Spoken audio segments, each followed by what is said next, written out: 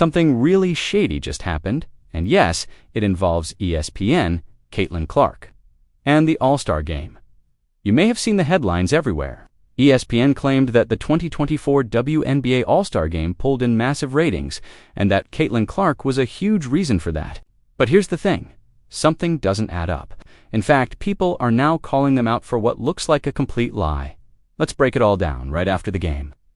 ESPN proudly announced that the broadcast brought in 850,000 viewers, saying it was one of the most watched All-Star games in years.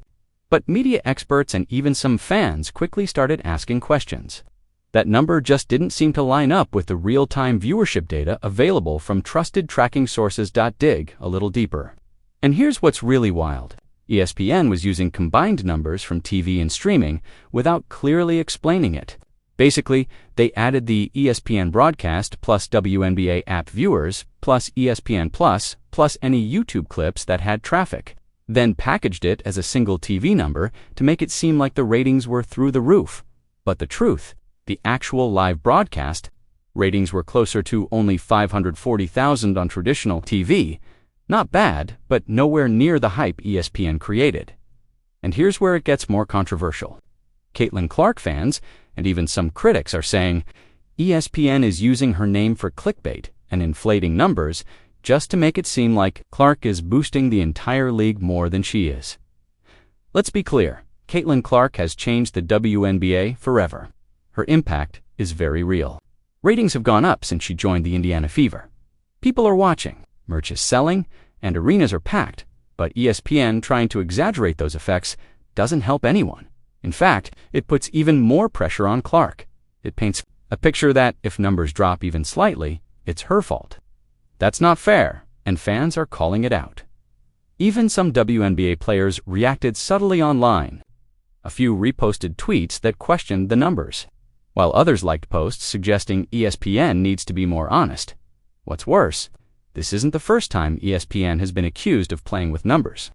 During March Madness, they were caught inflating women's basketball viewership by using cumulative viewers instead of average ones. Same trick, different event.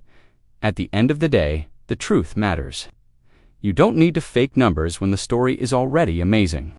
Caitlin Clark being the only rookie selected to the All-Star Game, going head-to-head with legends like A'ja Wilson and Breanna Stewart, that was already enough to get fans watching. So why lie? Why not just tell it like it is? Because the media machine needs headlines. They need drama. And Clark's name brings in views, no matter how true the story actually is. Now, fans are demanding accountability. They're calling on ESPN to post actual breakdowns. How many watched on TV? How many streamed? How many watched clips later? They want transparency. Caitlin Clark has never asked for special treatment. She just plays her game, stays humble, and keeps putting up big performances. But now, even she's being dragged into media manipulation that she didn't sign up for.